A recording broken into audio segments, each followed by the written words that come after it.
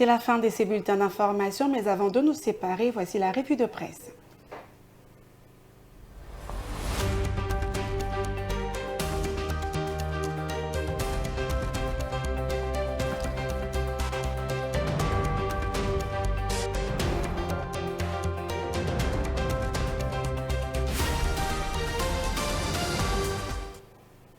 Cette revue de presse sera présentée par Diane Mbonga. Bonjour Diane.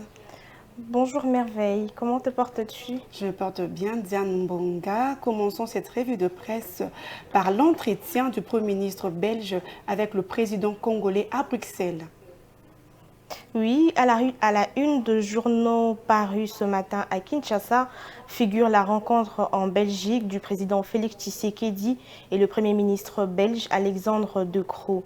Ouvrons cette revue avec Anadolu Adjansi de Tunis qui titre que le président Félix Tshisekedi s'est entretenu mercredi à Bruxelles avec le président Alexandre De Croo et l'a appelé à faire pression sur le Rwanda pour qu'il cesse de soutenir la rébellion du M23 qui sévit dans l'est de la RDC, ont rapporté le média belge. La Belgique est prête à envisager des sanctions individuelles dans un cadre européen, a répondu le responsable belge. Toujours dans le même chapitre, Diane Mbonga, les enjeux diplomatiques entre la RDC et la Belgique. Exactement. Quant à Fachimétrie qui renchérit, outre le tête-à-tête entre les deux dirigeants, une séance de travail avec leurs délégations respectives a été organisée pour approfondir, allais-je dire, les discussions et trouver des solutions concrètes aux défis actuels.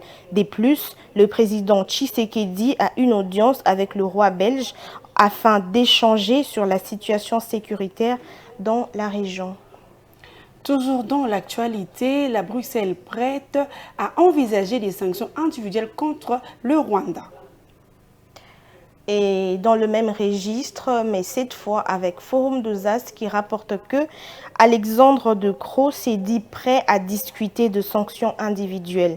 Je suis prêt à collaborer avec l'Union européenne en vue d'établir une liste, a-t-il indiqué à l'issue de l'entretien face à la presse. Nous demandons au Rwanda d'arrêter son soutien au M23 et sa présence sur les territoires congolais, a-t-il ajouté. La RDC doit cependant aussi démontrer de son côté qu'elle ne soutient pas d'autres milices.